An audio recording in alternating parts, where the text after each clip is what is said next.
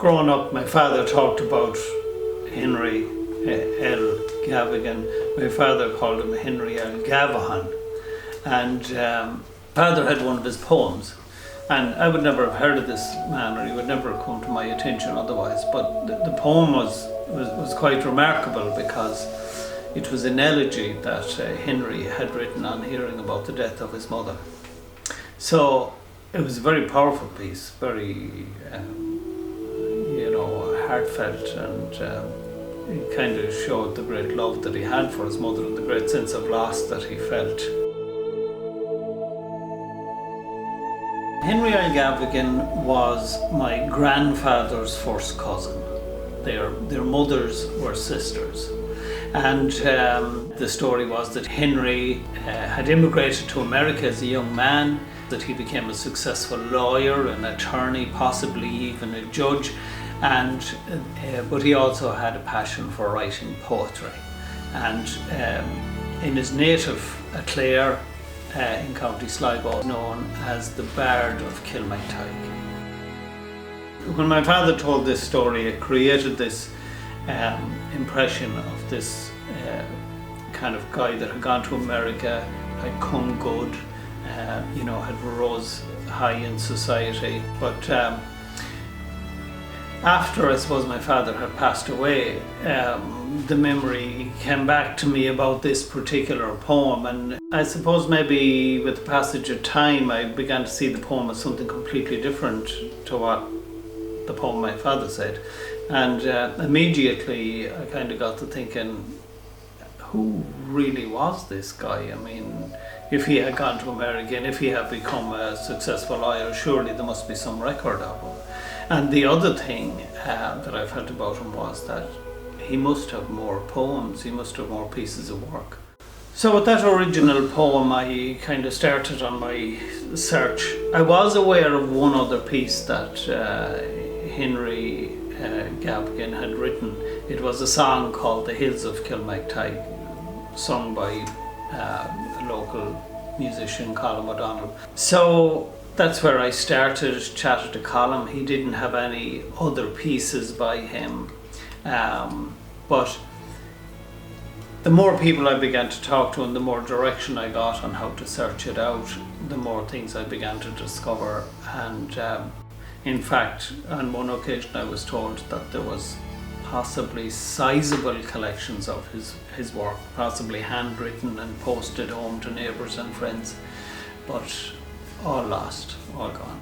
One of the other pieces of information that my father had given us was that he believed that quite an amount of Henry's poems had been published in Olmore's Almanac over the years.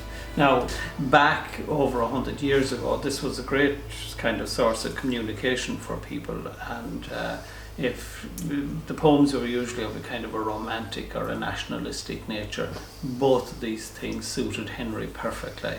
And so early on, my search took me to the National Library in Dublin, where all the old records of Olmore's Almanac is. And sure enough, when I got there, there was quite a collection of his poems there. So that was the central place where I collected most of his work. The more I got into the research, I got the feeling that there's a life story here. My intention initially was to collect his poems, but there was quite a bit of information about him and about his life and about his activities, particularly in American newspapers.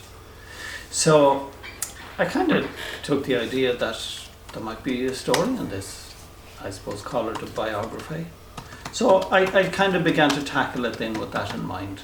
And one of the first things I discovered was that when he went to America, when he went to New York, he had an older brother who had gone there about maybe 15 years before him, about 1880. And that older brother, Anthony, he immediately started working as a newspaperman, reporter. He eventually got to the stage, where he became very successful in that area. So What was unique about Henry and his siblings was that someone insisted, probably his mother, that they had to have a good education. So when they arrived in New York as young men, they were well educated. They didn't have to work in slaughterhouses or on the docks or anything like that. They immediately got themselves into good jobs, particularly in the newspaper business and things like that. So they went to New York very well equipped. It was very unusual, but it had to have been calculated. And almost every one of them seemed to get that education. Henry was the 10th of 11 children. They lived on a small rural farm in South Sligo in the 1860s, in the 1870s. A very short while after the famine, they had to have a very, very humble beginning. There's no doubt about that. He lived in the townland of Claddagh. Claddagh is a lovely place, but they're mountain townlands, so it was a poor situation. And my belief is that there was some arrangement that not only did they get a good national school education, they all seemed to remain in school right through their teenage years. So this was the technique they would use to save the family, to get themselves out of poverty and to get themselves out of Claddagh. The funny thing about, if we were to interpret it as Henry might interpret it, his home place, he didn't seem to see any of this poverty. And what he did was he saw all the beauty that was in it, and his poems are lovely. He was a great fan of Goldsmith. I think they're in the Goldsmith style. In addition to that, a lot of his pieces, they're very lyrical pieces. So I made the decision along the way as well that I would create like an album, a music album of some of his work. So I picked out a number of poems that I thought would make the songs, and some of them already came with airs that were suggested from his time, but more of them have new music put in them, a more contemporary feel to them, and I think they work very well. They're all contained again on the album, which is called Going Home. That perfect day I walked with her, and all my heart a thrill. By wooden road in Erin, we strayed out. So the ambition to create the biography and collect the poems resulted in the book that I've just created, Henry L. Gavigan, his life and collected poems. I think it's not just a personal story that would only be of interest to me. I've kind of created it in a way that I think a lot of people will be able to relate to it. Overall, I suppose what I want is for him to be remembered, that the tiny little story that I had is now a bigger, fuller, more informed story.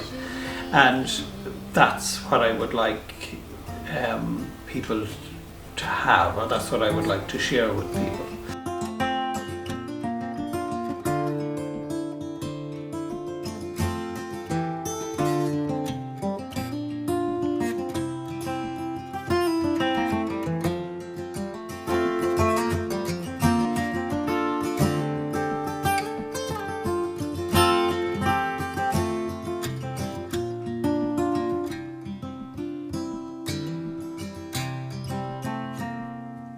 And never comes the total with haze upon the hill. But in a dream I walk with her, and all my heart a thrill. Through